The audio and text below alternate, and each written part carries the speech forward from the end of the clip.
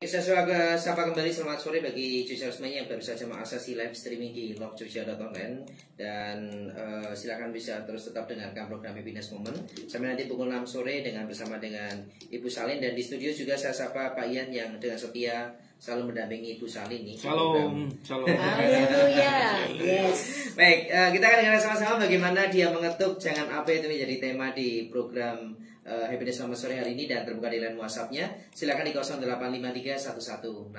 085311655300. Silakan besar. Yes, oke, mari kita berdoa sebelum kita dengarkan pesan berkat Tuhan buat kita hari ini. Mari kita berdoa. Kami bersyukur buat hari ini. Kami bersyukur untuk kekuatan, untuk kesehatan, untuk sukacita, untuk damai sejahtera. Kami bersyukur untuk segala kebaikan dan kasih Tuhan karena Engkau terus mencari kami yang terhilang dan mendapatkan kami, Tuhan. Kami bersyukur untuk kesempatan yang Tuhan berikan bagi kami untuk bisa memberikan seluruh hidup kami bagi kemuliaan nama Tuhan. Hari ini Tuhan, tajamkan telinga roh kami, tajamkan mata roh kami. Apa yang kami dengar, kami percaya Roh Kudus akan bekerja lebih jauh lagi.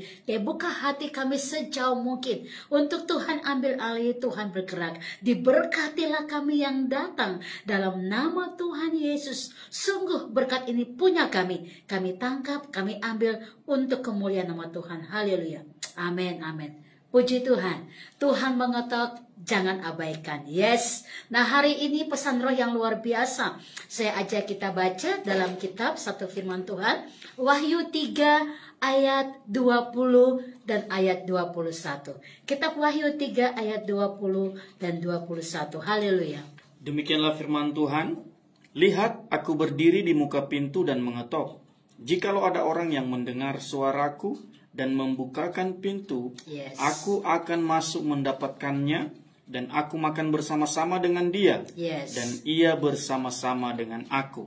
Barang siapa menang, ia akan kududukan bersama-sama dengan aku di atas tahtaku, sebagaimana aku pun telah menang dan duduk bersama-sama dengan Bapakku di atas tahtanya. Yes, haleluya. Luar biasa, menarik sekali karena firman Tuhan ini ya ditujukan kepada jemaat di Laodikia, dan ini adalah jemaat yang Tuhan mau untuk mereka tidak suam-suam. Saudara, ya, kalau kita baca di pasal ini sangat jelas Tuhan lagi bicara bagi jemaat-jemaat Tuhan untuk mereka tidak pernah membiarkan ada kesuam-suaman. Nah, apa itu suam-suam? Alkitab menceritakan sangat jelas bahwa jangan sebentar panas, jangan sebentar dingin, tapi biarkan kita tetap panas dan mengalami Tuhan. Itu sebenarnya prinsipnya. Nah, jemaat di Laodikia, rupanya Tuhan dapati hati mereka itu tidak setia. Kenapa tidak setia? Karena terlihat mereka gampang diombang-ambingkan, saudara. Ya, tapi yang menarik kita baca di ayat 20 tadi, ya, sangat jelas dalam Wahyu 3 bahwa Tuhan berkata, aku berdiri di muka pintu dan mengetok. Siapa yang mengetok pintu, saudara? Ya, Tuhan yang mengetok pintu. Pintu ini bicara adalah pintu hati kita. Tapi Tuhan mengetok pintu, Tuhan berkata, jika ada orang yang mendengar suaraku. Ini menarik, saudara. Ya, jadi betul, Tuhan berdiri, Tuhan yang mengetok pintu hati kita. Tapi Tuhan berkata, jika ada orang yang mendengarkan suaraku. Nah, ini yang saya ingin bahas, saudara.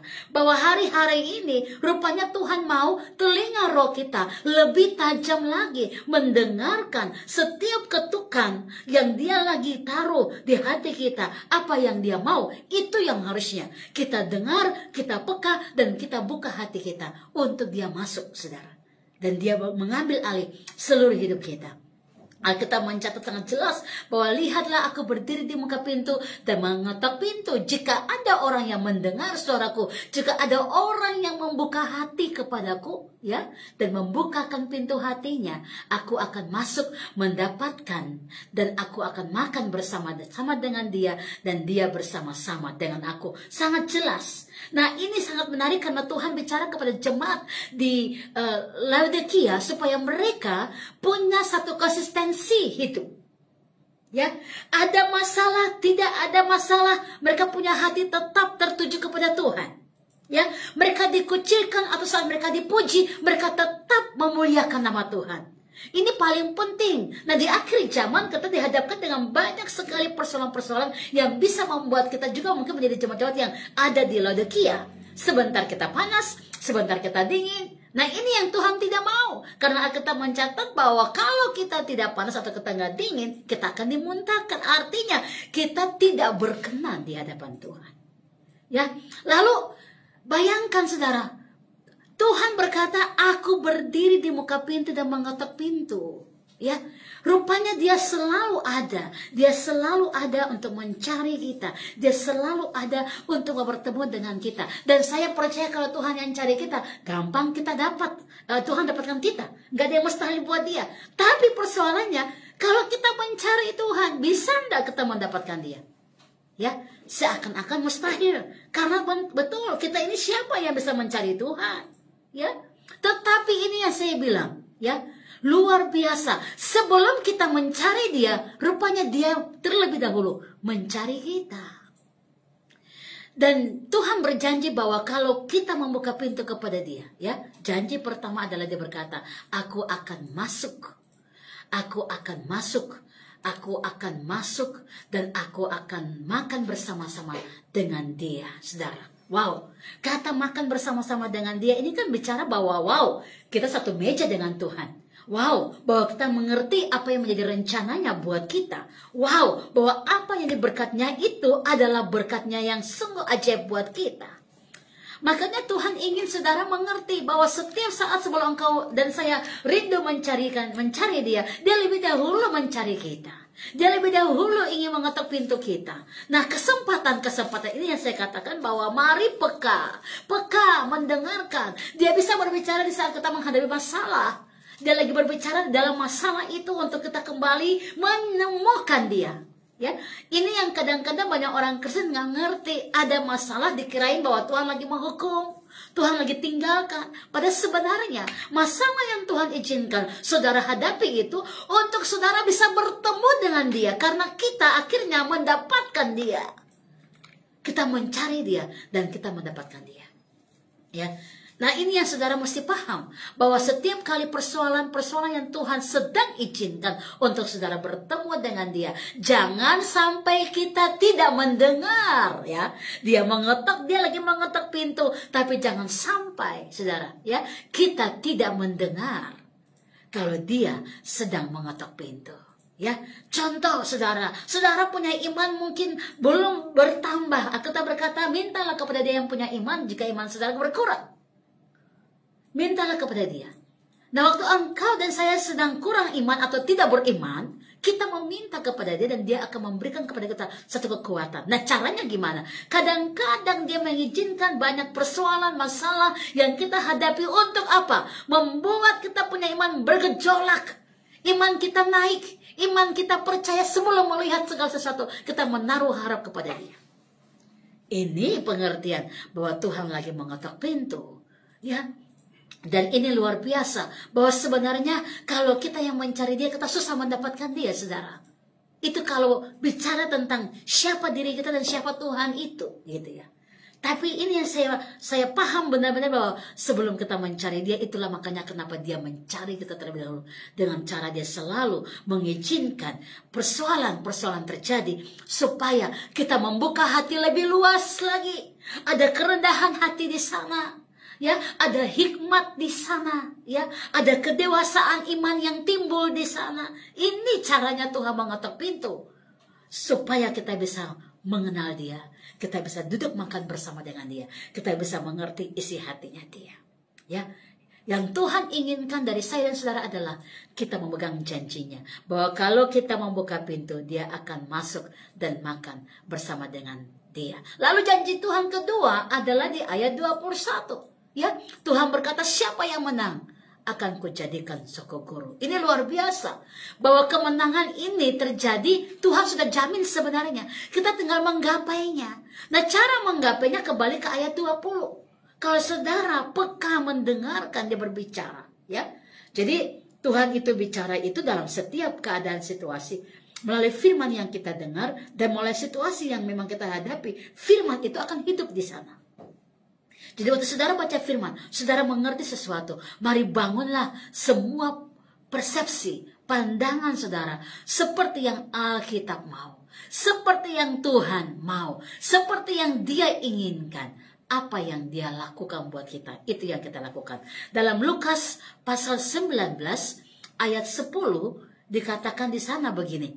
Sebab anak manusia datang untuk mencari dan menyelamatkan yang hilang. Saudara, ini luar biasa. Dalam Lukas 19 ayat 10 berkata, sebab anak manusia datang untuk mencari dan menyelamatkan yang hilang. Istilah anak manusia menunjukkan kepada Yesus yang juga adalah Allah sendiri. Jadi ayat ini lagi-lagi menunjukkan bahwa pada waktu manusia itu terhilang atau jatuh dalam dosa, Tuhan mencarinya. Bukankah ini sesuatu yang luar biasa, saudara? Ya, yang luar biasa. Jadi jangan tangisi segala hal yang menjadi satu ujian Tuhan buat saudara. Ya. Tapi tangisilah jika engkau jatuh dalam dosa, minta Tuhan, minta ampun. Ampuni saya Tuhan. Tapi kalau Tuhan sedang memproses saudara, izinkan semua proses itu mendewasakan saudara. Jadi Tuhan mencari dan menyelamatkan kita yang hilang. Dia selalu punya inisiatif untuk mencari kita. Dalam Roma 3 ayat 11 dikatakan, tidak ada seorang pun yang berakal budi, tidak ada seorang pun yang mencari Allah. Karena apa? Karena kebobrokan mereka. Karena apa? Karena dosa yang menutup mereka. Tapi pesan roh yang luar biasa dalam Lukas 19 ayat 10 tadi sangat jelas. Tuhan berkata, anak manusia datang untuk mencari dan menyelamatkan yang hilang. Lagi-lagi Tuhan membukakan peluang atau memberikan kesempatan kepada kita untuk bertemu dengan Dia. Dia yang mencari kita. Nah, persoalannya adalah kita peka tidak, saudara? Kita peka nggak di hari-hari ini? Jika Tuhan sedang terus mengetok pintu hati kita, melalui situasi apapun, Tuhan lagi mengetok pintu hati kita untuk Dia mau berbicara dengan kita secara pribadi. Untuk Dia mau melakukan sesuatu yang besar dalam hidup kita. Nah, Yesaya 55 ayat 6, ya. Yesaya 55 ayat 6, Ibu Bapak yang mendengarkan firman Tuhan ini, ya, silakan buka Alkitab di tempat masing-masing dan kita mau belajar. Karena setiap hari sebenarnya Tuhan selalu mengetok pintu hati kita, tapi kita kurang peka mendengarkan Dia untuk masuk. Yesaya 55 ayat 6 berkata, carilah Tuhan selama Ia berkenan ditemui. Berserulah kepadanya selama Ia dekat.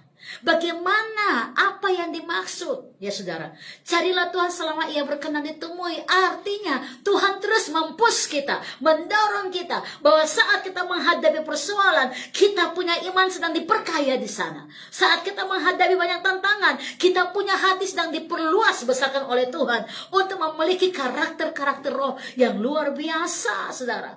Temuilah Dia dalam persoalanmu. Temuilah Dia dalam proses yang Tuhan lagi kasih buat saudara.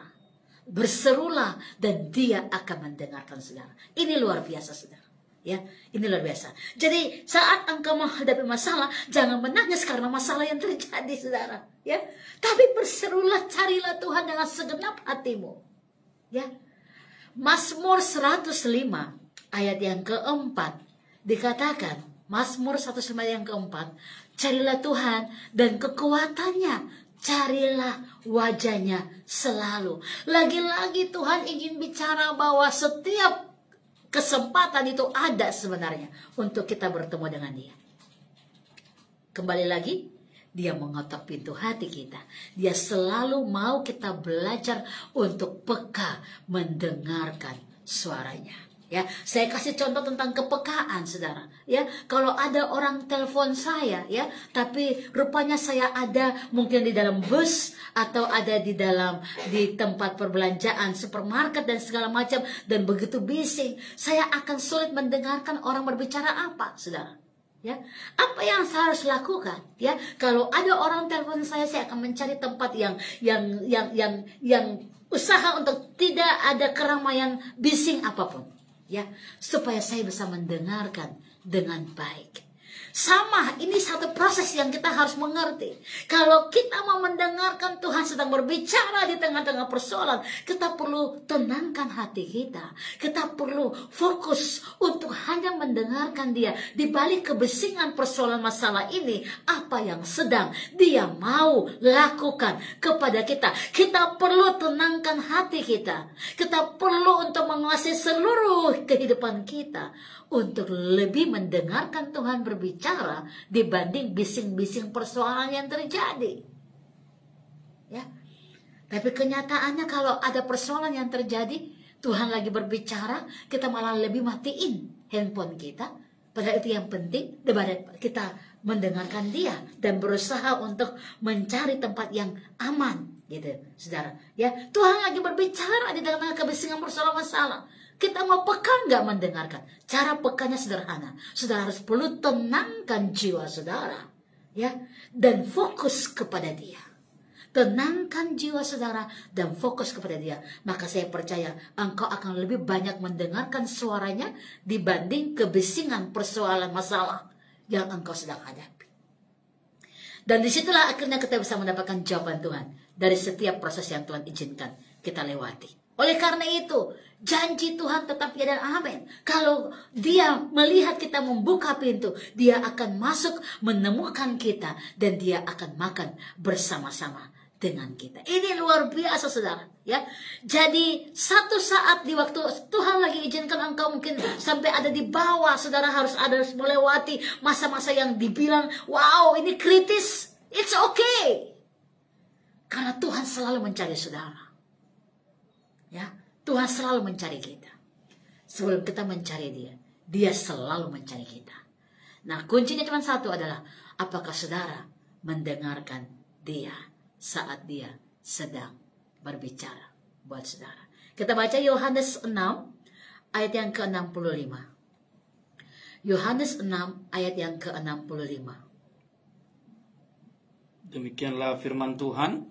Lalu Ia berkata, sebab itu telah kukatakan kepadamu, tidak ada seorang pun dapat datang kepadaku kalau Bapa tidak mengaruniakannya kepadanya. Coba ulang lagi kata-kata ini, bayangkan ini saudara, kalimat ini. Lalu Ia berkata, sebab itu telah kukatakan kepadamu, tidak ada seorang pun dapat datang kepadaku kalau Bapa tidak mengaruniakannya kepadanya. Nah lihat, ada kata kalau Bapa tidak mengaruniakan kepadanya, kita nggak bisa datang bertemu dengan Tuhan. Kenapa? Satu poin yang menarik di sini, karena Allah itu adalah Allah yang kados, Allah yang kudus. Sementara kita adalah orang yang berdosa. Tapi ingat, orang berdosa yang menerima kasih karunia Allah, sebenarnya harusnya kita mendapatkan kasih karunia Allah ini untuk kita bisa dengan senang hati datang kepada Tuhan, sukacita datang sama Dia, kapanpun bisa. Ya, tetapi kasih karunia akhirnya hilang karena kita lebih mementingkan hidup manusia kita dan kita lupa kalau kita adalah kasih karunia Allah. Karena apa? Diampuni, diselamatkan. Jadi orang yang menyerahkan keselamatan Allah sebenarnya sangat mudah untuk dia sebenarnya bisa merasakan, mendengarkan lebih peka lagi Tuhan berbicara kepada dia, karena kasih karunia Allah itu diberikan kepada dia. Ini luar biasa. Ya, ini luar biasa. Kenapa? Karena dalam setiap keadaan dan situasi rupanya Tuhan tidak pernah sedikit pun meninggalkan saudara. Amin, haleluya. Tuhan gak pernah tinggalkan kita sedetik pun. Dia selalu ada dan bersama dengan kita. Itulah keadilan Tuhan yang luar biasa. Roma 9 ayat 16. Kita akan baca dari ayat 14, Roma 9. Silakan Bapak Ibu Saudara di rumah, silakan buka firman ini, Roma 9 ayat 14 sampai dengan ayat yang ke-16. Haleluya. Jika demikian, apakah yang hendak kita katakan? Apakah Allah tidak adil? Mustahil. Sebab Ia berfirman kepada Musa, aku akan menaruh belas kasihan kepada siapa aku mau menaruh belas kasihan. Haleluya. Dan aku akan bermurah hati kepada siapa aku mau bermurah hati. Haleluya. Jadi hal itu tidak tergantung pada kehendak orang atau usaha orang, tetapi kepada kemurahan hati Allah. Ini menarik lagi, ada ayat ini yang luar biasa. Jadi sebenarnya saat saudara dan saya bisa punya waktu, punya ruang, punya nafas hidup, ini intinya ya saudara, selama masih ada hidup istilahnya ya. Kita dikasih ruang dan waktu karena Allah berbelas kasih, karena Allah memberikan kemurahannya kepada kita untuk mengenal Dia. Maka gunakanlah waktu ini sebaik-baik mungkin untuk mengenal Dia. Ya, peka, lebih peka lagi. Jangan abaikan saat Dia lagi mengetok pintu hati saudara. Karena memang rohnya sedang ada dengan kita. Jadi mari saudara, firman Tuhan ini meneguhkan iman kita untuk mengerti bagaimana Dia mau saudara belajar peka, mendengarkan suaranya saat Dia mengetok pintu.